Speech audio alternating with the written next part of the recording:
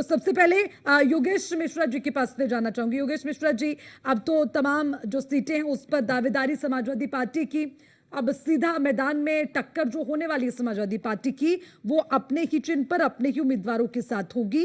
तो मैं आपसे ये समझना चाहूंगी सबसे पहले कि भाई इतना दांव पे चलने के बाद, मतलब इतना आप लोगों के बीच डिस्कशन हुआ नहीं हुआ, कुछ बात बनी नहीं बनी, वो जद्दोजहद चलती रही, अब जाकर तस्वीर साफ हुई है।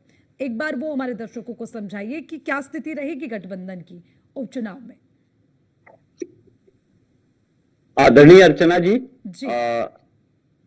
जो आपने कहा जद्दोजहद, तो जद्दोजहद नहीं होती है। जब दो दलों का गठबंधन होता है तो दोनों दल के नेता आपस में कई बिंदुओं पे विचार विमर्श करते हैं कि कहां कहां पे हम किस रणनीति का प्रयोग कर सकते हैं। तो उसके तहत एक प्रक्रिया के तहत निर्णय हुआ कि 9 की 9 सीटों पे समाजवादी कार्यकर्ता हर बूथ पे और कांग्रेस के कार्यकर्ता हर बूथ पे जाएंगे और मेहनत करेंगे और 9 की 9 सीटें जीतने का फार्मूला निकालेंगे और मेहनत करने का काम करेंगे और 9 सीट जीत के गठबंधन को देंगे।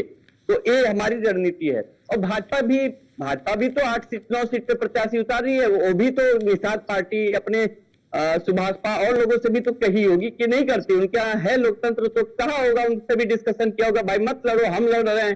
तो ये अपना अपना रणनीतिक दांव होता है। दूसरी बात, विषाद तो बीत चुकी है, अब विषाद बीत चुकी है और अब निर्णय होना है, जनता को करना है। तो जनता ने भी अपना मूड किन्हीं किन्हीं मुद्दों पे बना के रखा हुआ है।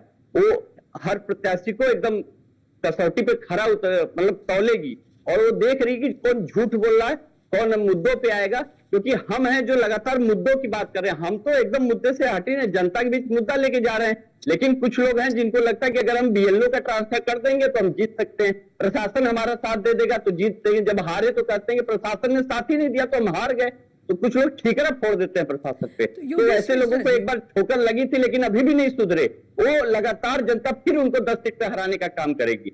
और हमारे गठबंधन की बात है, गठबंधन को जनता ने स्वीकार किया है और फिर स्वीकार करेगी। सीटों पर उम्मीदवारों की स्थिति क्योंकि अब तय हो गई है कि कौन चेहरा होने वाला है, इसलिए मैं सवाल पूछ रही हूँ कि कांग्रेस सीटें मांग रही थी, क्यों नहीं दी? 5 सीटें मांगी, वो नहीं दी, फिर 3 पर बात नहीं बनी। 2 सीटें जब आपने उन्हें दी तो उन्होंने कहा कि चलो भैया आप ही मैदान में उतर जाओ, हम तो पीछे से सहयोग के लिए तैयार हैं। मतलब क्या कमी रही? आपको क्या लगा कि क्यों हरियाणा में नतीजे सही नहीं रहे, वो एक कारण रहा या फिर कोई दूसरी वजह रही? अंदर खाने क्या चला जो नहीं दे पाए कांग्रेस को 5 सीटें?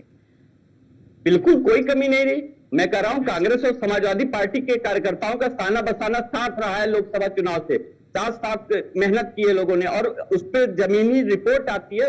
हम ऐसे नहीं है कि कोई भी दल हो जब मीटिंग करते हैं तो ग्राउंड रिपोर्ट के साथ मीटिंग करते हैं कि हमें किन किन बिंदुओं पे जाना है। और हम बता तो रहे हैं कि हमारी अंडरस्टैंडिंग ऐसी है कि अगर दोनों दल के राष्ट्रीय नेतृत्व ने कुछ तय किया किसी बिंदु पे तो एक एक कार्यकर्ता उसको मानता है।